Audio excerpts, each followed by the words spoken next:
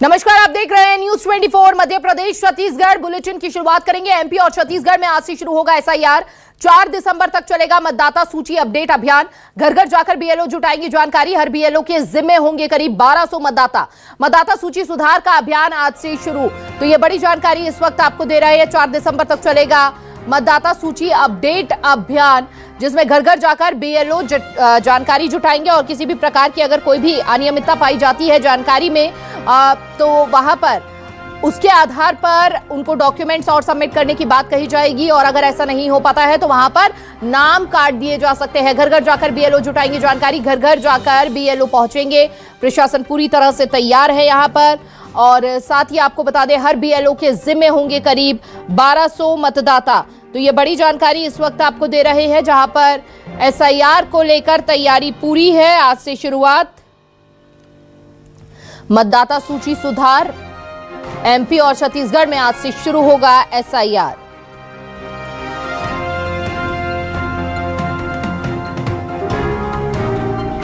SIR शुरू होगा BLO training के बाद। आज से 72,000 बूथों पर घर घर पहुंचेंगे। बिहार की तर्ज पर वोटर लिस्ट का स्पेशल इंटेंसिव रिवीजन आज से मध्य प्रदेश में शुरू होगा।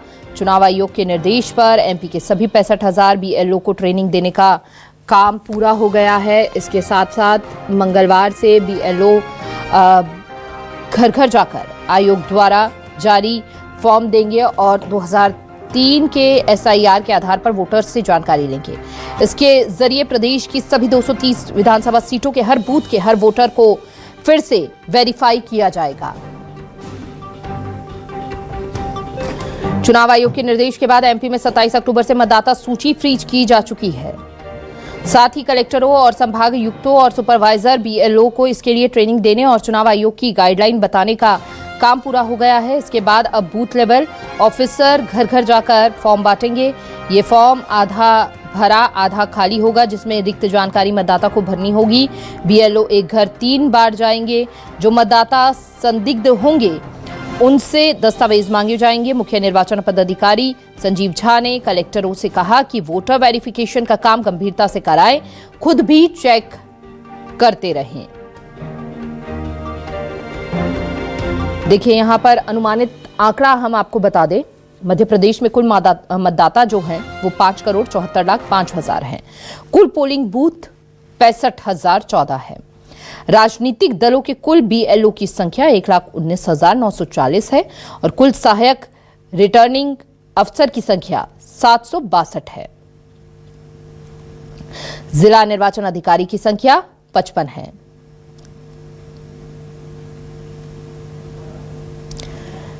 तो घर घर सर्वेक्षण के दौरान बीएलओ दस्तावेज नहीं लेंगे। विवाहित महिलाओं को मायके से मंगानी होगी डिटेल भी।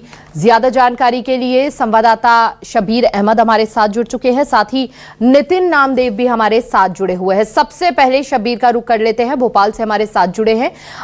शबीर, अगर किसी भी मतदाता के डॉक्यूमेंट्स में कोई भी गड़बड़ी होती है तो क्या पूरा आगे का प्रोसीजर रहेगा, क्या करना होगा उन लोगों को? विस्तार से आप जरा दर्शकों को इस बारे में जानकारी दीजिएगा।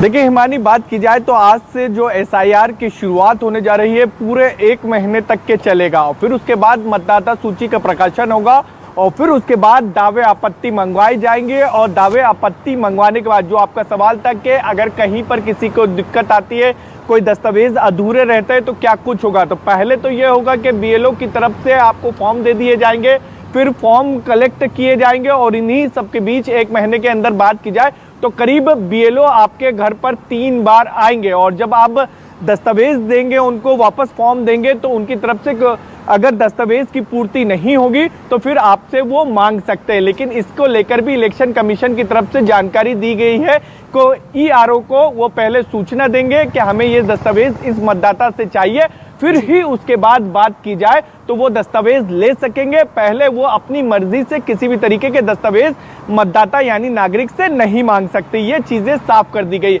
इसके अलावा इलेक्शन कमीशन की तरफ से, क्योंकि हमने देखा है कि अलग अलग तरीके से फर्जीवाड़े होते हैं, उन तमाम चीज़ों से निपटने के लिए इलेक्शन कमीशन की तरफ से बाकायदा ये निर्देश नागरिकों को जारी किए गए हैं कि हमारी तरफ से तमाम बीएलओ को एक पहचान पत्र के तौर पर, अधिकृत पहचान के पत्र के तौर पर हमने एक जारी करे हैं।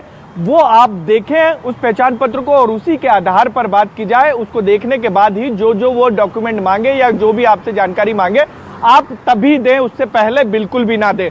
तो इस तरीके की तैयारी रहेगी। यानी बात की जाए दिसंबर महीने की बात की जाए, जब दावे आपत्ति मंगवाएंगे तो उसके बाद तस्वीर साफ होगी कि किस किस के डॉक्यूमेंट में कमी है। जहां तक की बात की जाए, करीब 11 से 12 दस्तावेज काफी महत्वपूर्ण रहेंगे जिसकी जानकारी देनी होगी। इसके अंदर बात की जाए, बर्थ सर्टिफिकेट है, पासपोर्ट है, 10-12 की मार्कशीट है, हाई स्कूल की मार्कशीट है, जिसके अंदर government service ID, pension order है। इसके अलावा बात की जाए तो फॉरेस्ट राइट टू सर्टिफिकेट है।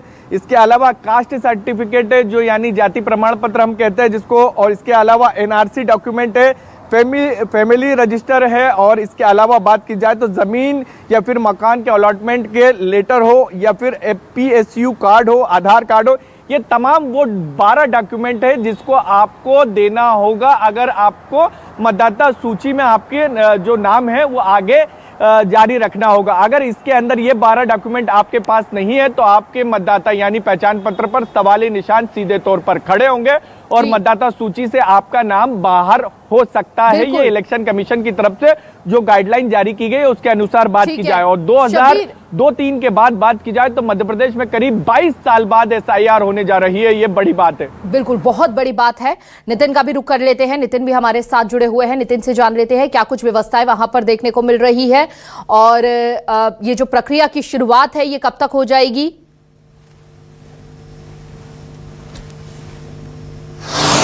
देखिए, निश्चित रूप से प्रक्रिया की शुरुआत आज से हो गई है और सबसे महत्वपूर्ण जो बात है वो यही है कि आज 4 नवंबर से करीब 4 दिसंबर तक ये प्रक्रिया चलती हुई नजर आएगी और घर घर जाकर जो BLO की टीम है वो सर्वे करेगी और करीब 3 बार उनके घरों पर जाएगी। और जो 95% छत्तीसगढ़ में जो लोग हैं उन्हें चिंता करने की कोई बात नहीं है, लेकिन जो लोग ऐसे हैं जो मृत हो गए हैं, शादी होकर दूसरे घर आए हैं, ये पिछले कई वर्षों से रह रहे हैं लेकिन उन्होंने जो है अपनी ID से जो है वोट नहीं डाले हैं, उनका जो है सत्यापन किया जाएगा। नितिन, ये आपने बहुत बिल्कुल मैं रोकना चाहूंगी आपको और एक चीज और समझना चाहूंगी। आपने इस बीच एक बड़ा मुद्दा उठाया है, वो मुद्दा ये है कि जो महिलाओं की शादी हो चुकी है वो अपने आप को खुद को कैसे वोटर साबित करेंगी, उसकी क्या प्रक्रिया रहने वाली है?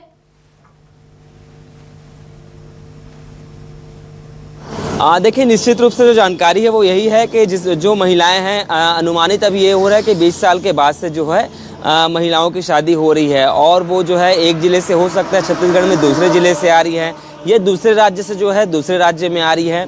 तो उन महिलाओं को जो है वहाँ पे अपील करनी होगी और वहाँ से नाम कटवाकर यहाँ अप्लाई करना होगा। उसी की जानकारी जो है वो BLO लेने आएंगे। इसमें जो है राजनीतिक से संबंधित जो लोग हैं जिनकी सहभागिता इनमें रहेंगी वो भी उनकी पहचान करते हुए नजर आएंगे।